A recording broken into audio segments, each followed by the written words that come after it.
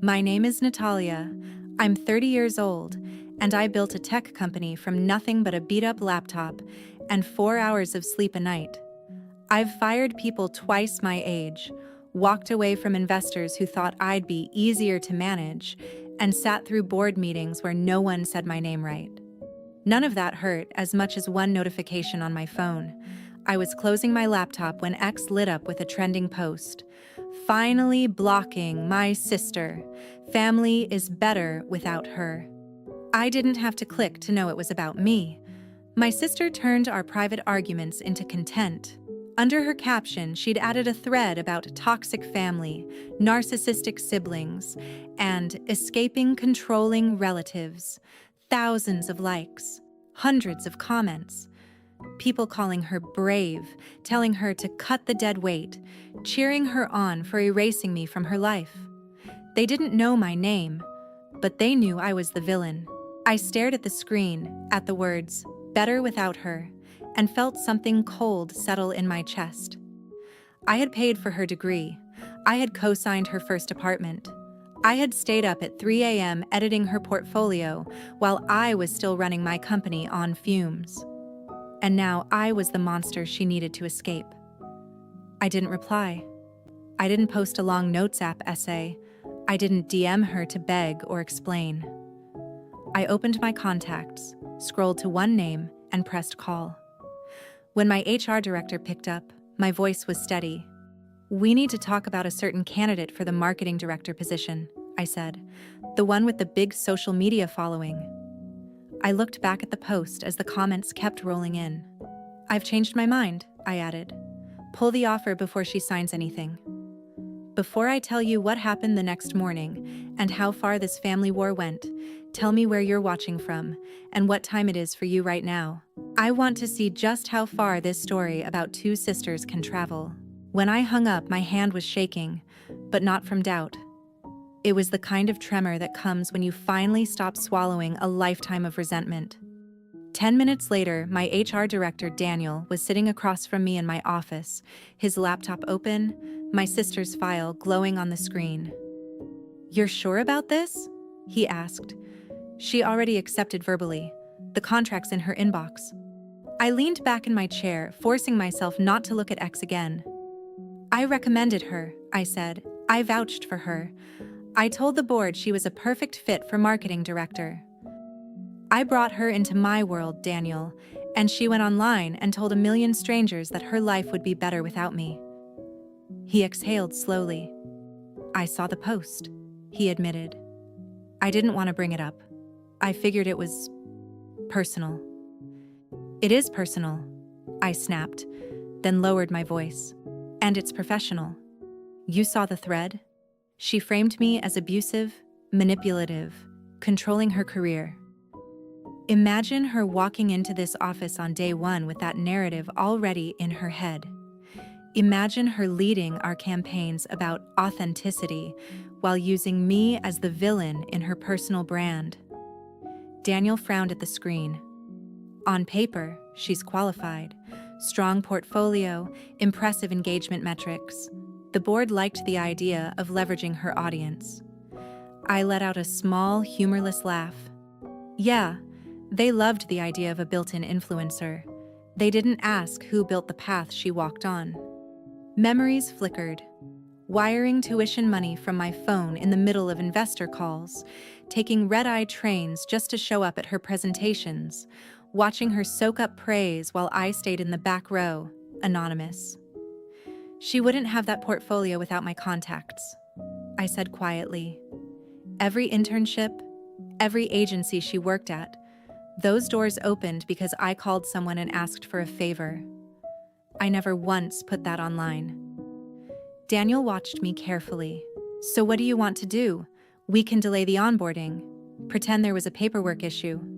"No," I cut in. "Be direct. Tell her the offer is rescinded. Tell her we're moving in a different direction." "We need a reason," he insisted. "Something that won't blow back on you legally." I turned the laptop toward me and opened X, pulling up the post where she called me toxic, controlling, impossible to work with. "There's your reason," I said. We can't hire someone into a senior leadership role who has publicly declared they can't work with the CEO. Put it in corporate language if you want, but that's the truth. Daniel typed for a moment, reading his email aloud as he went.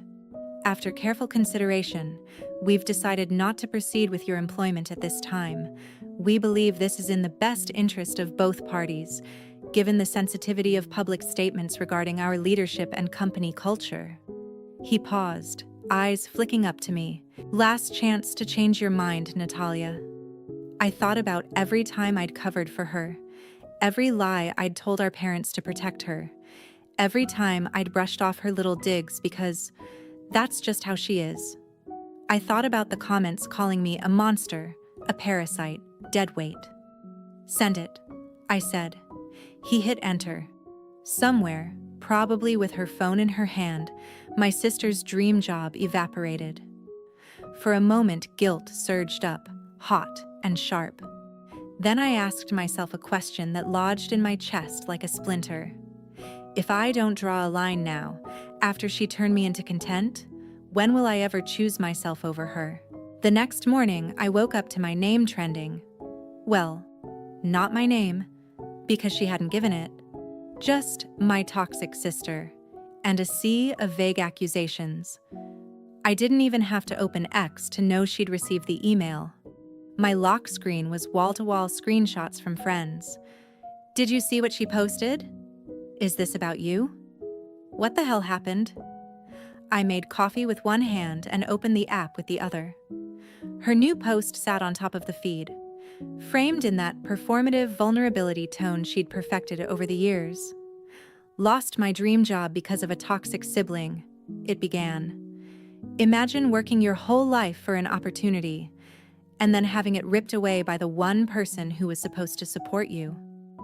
Underneath, she implied I'd sabotaged her out of jealousy, that I was threatened by her authentic connection with her audience, that I'd called the company and made sure they dropped her. No mention that I was the one who had recommended her in the first place. No mention that the company was mine. The comments were a bonfire. Cut her off. Family doesn't do that. Sue the company. Tell us her name. My jaw clenched when I saw a familiar username in the replies. Her boyfriend. The one she constantly posted with as relationship goals. You did the right thing, babe, he wrote. Family doesn't mean blood, it means support. I remembered introducing them at one of my product launches, remembered him shaking my hand and calling me inspiring. Funny how quickly loyalty shifts when there are followers and sympathy on the table. For a moment, shame burned in my chest. I really had pulled the offer. I had changed the course of her career with a single phone call. Was I proving her right? Was I the controlling, vindictive sister she'd described? I opened a blank post and stared at the cursor. I could drop everything. I could reveal that I was the CEO she'd applied to work for. I could post screenshots of the email where I recommended her. I could turn my private generosity into public evidence. Instead, I typed something simple. I wish my sister well in her career. Families should lift each other up. I hope one day we can find our way back to each other. No names, no details, no defense. I hit post and set my phone down, my heart pounding. It wasn't about making myself look good. It was about planting one seed of doubt in the minds of people who were too eager to pick a side. A few minutes later, my phone rang. Daniel. She called me, he said without preamble. She was crying, saying you ruined her life, that she's going to expose everything about this company. Let her, I said, though my voice wavered. We have nothing to hide. She wants to meet you, he added. She said she needs to look you in the eye and ask why. The thought made my stomach knot. Facing thousands of angry strangers online was one thing. Facing the person who knew every childhood secret, every insecurity, was another. Set it up, I said finally. Public place, neutral. I hung up and stared at my reflection in the dark laptop screen. Another question surfaced, sharper this time.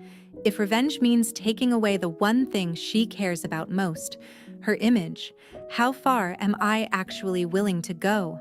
We met in a cafe we used to go to when we were both broke, back when splitting a pastry felt like an indulgence. Now I could probably buy the place 3 times over, but the table in the corner still felt too small for everything between us.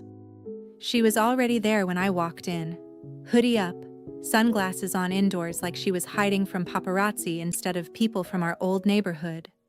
When she pulled the glasses off, her eyes were red, but her jaw was set.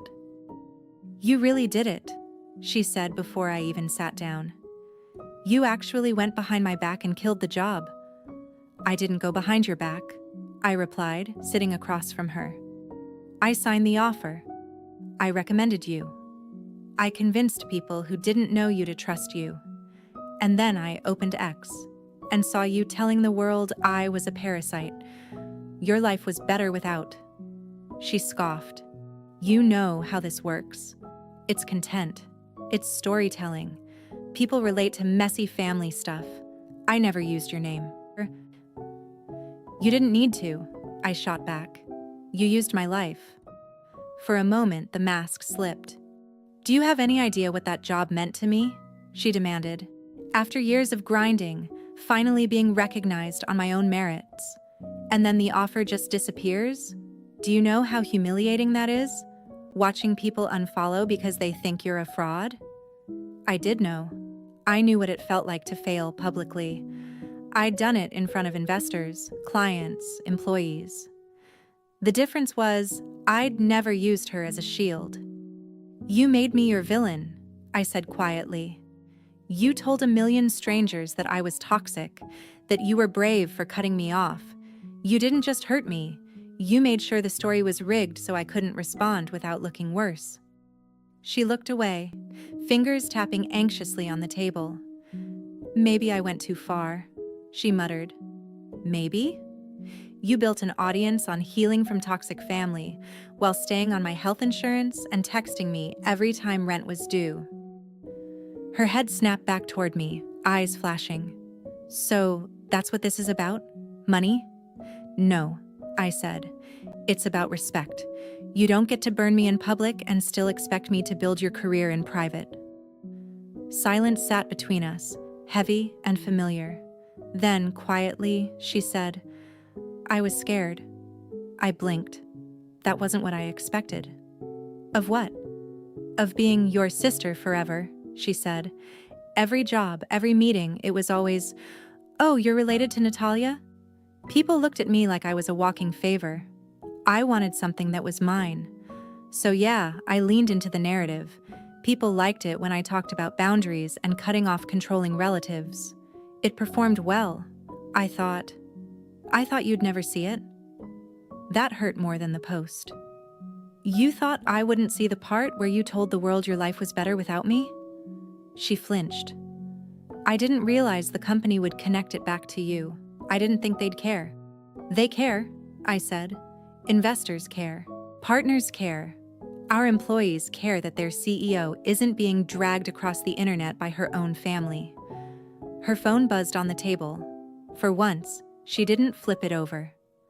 I saw the notification flash. A DM preview from her boyfriend. "You okay? Followers are asking if you'll name her." My stomach turned. "Are you planning to?" I asked. She hesitated, and that hesitation told me everything. "It would blow up," she admitted. "People love when the villain finally gets a face." I looked at her, really looked at her. The little sister I'd once carried home when she twisted her ankle. The teenager I'd defended when our parents didn't understand her choices. "So here's the reality," I said, my voice low. "Right now, you still have something to lose. A job at my company is gone. But your audience, your sponsorships, your brand, that's still intact.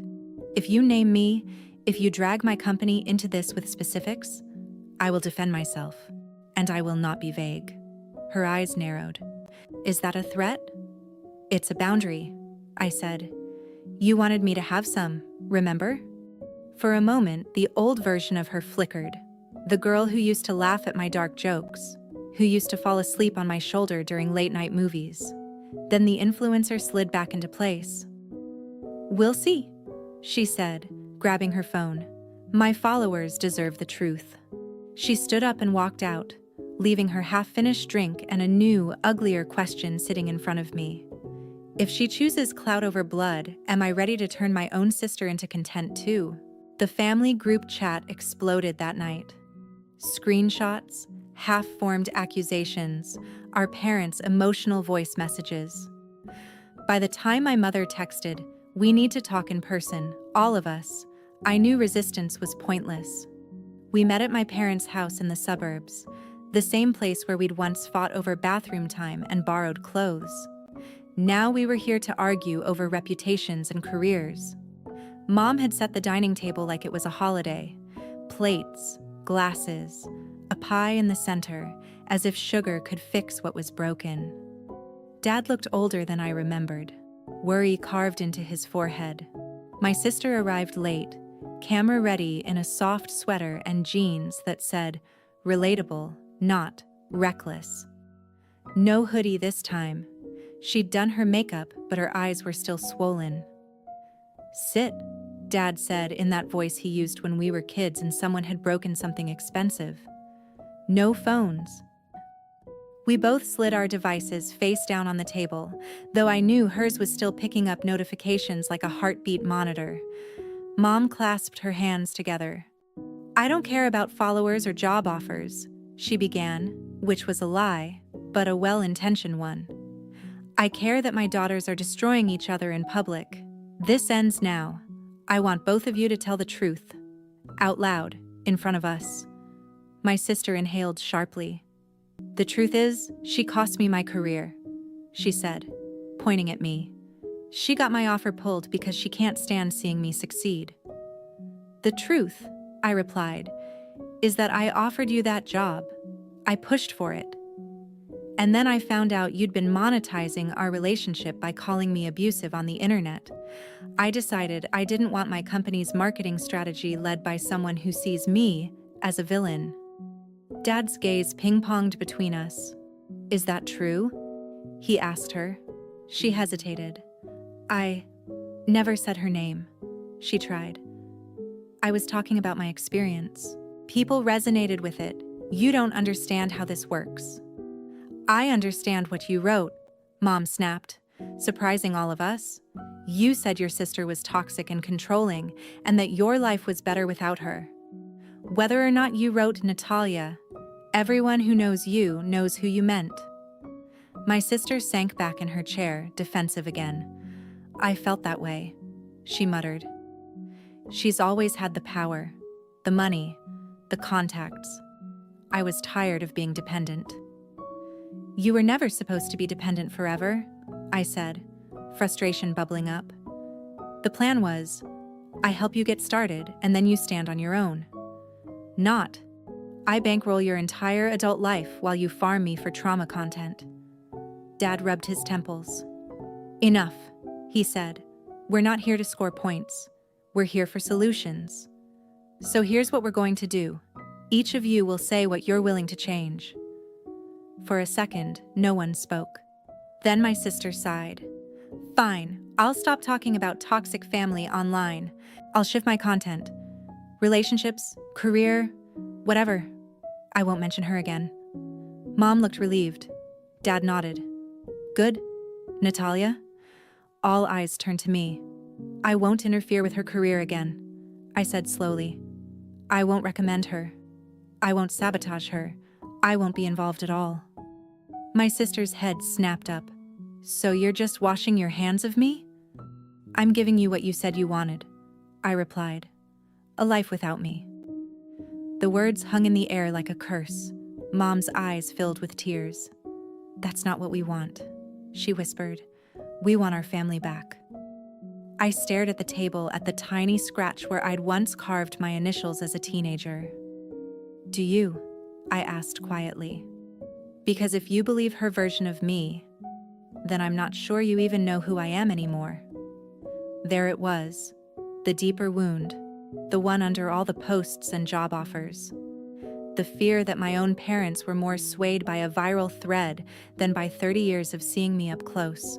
"We don't believe everything we read," Dad said, but he didn't look entirely convincing. My sister saw it too. A quick, sharp glint passed through her eyes, the recognition that she still had power over the story. When we left that night, nothing felt resolved. We had made promises, yes, but they weren't rooted in trust. They were ceasefires, not peace. And I walked out with another question rattling in my skull. If my own family can't tell the difference between a curated narrative and reality, who exactly am I trying to protect by staying quiet? For a few days, things were eerily calm. Her posts shifted to generic lifestyle content. Day in my life, cozy routines, reset days. Nothing about toxic sisters, nothing about me. The algorithm rewarded her anyway.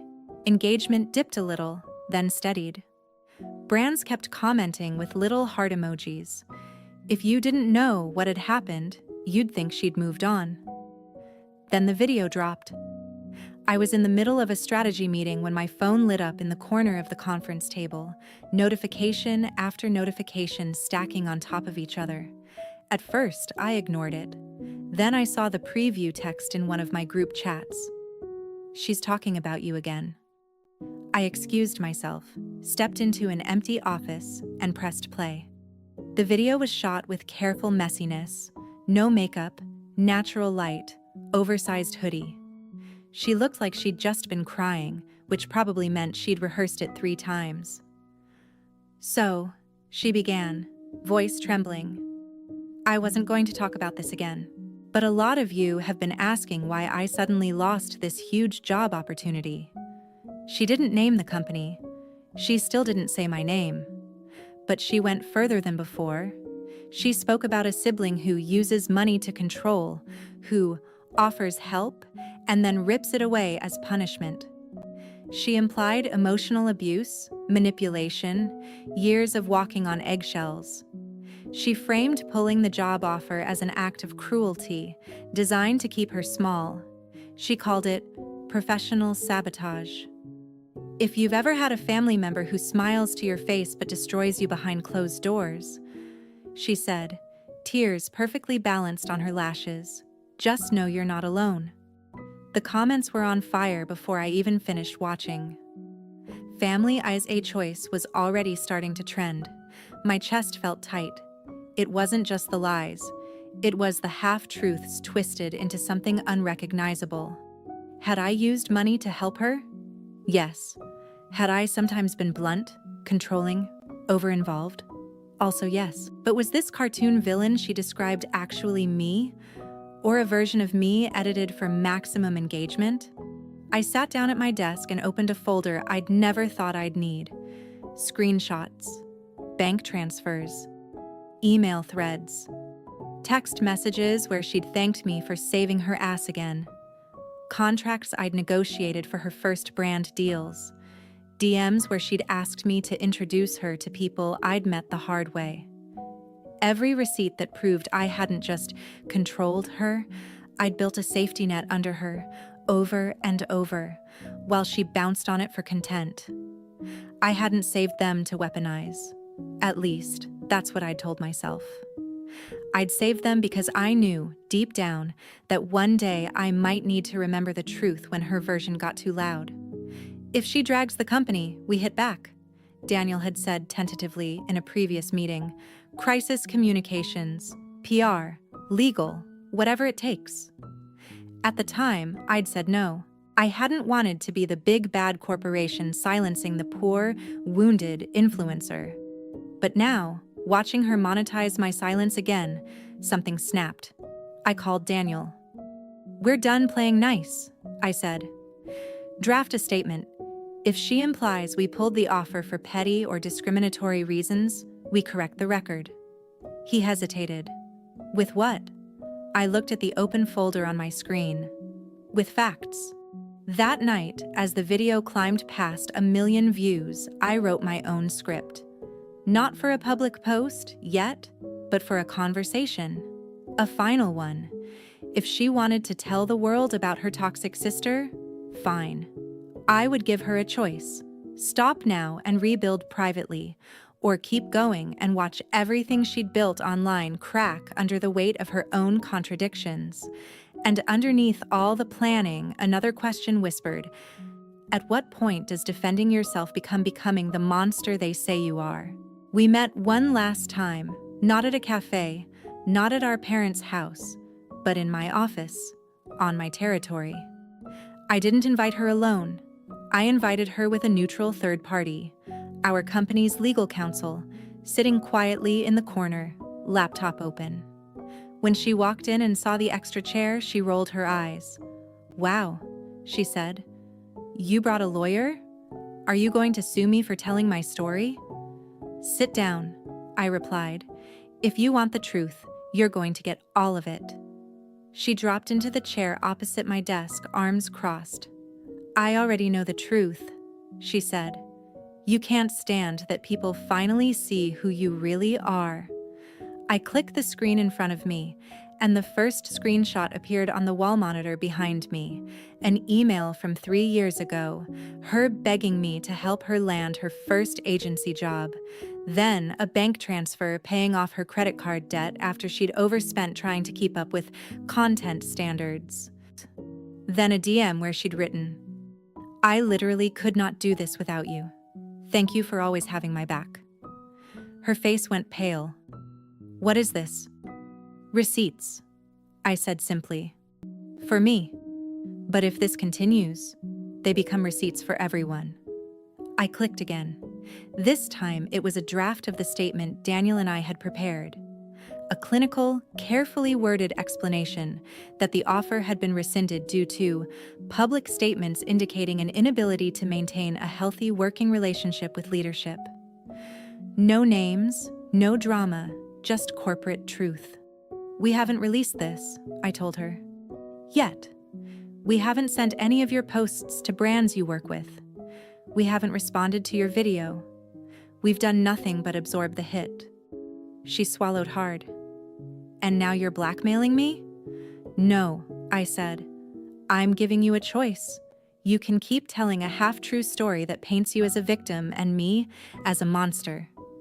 If you do, we will defend ourselves with the full picture. And I promise you, your audience might forgive a toxic sister. They're not as forgiving about a liar who uses healing as a marketing strategy." Her bravado cracked. "I'm not lying," she whispered. "I did feel controlled. I did feel like you held everything over my head."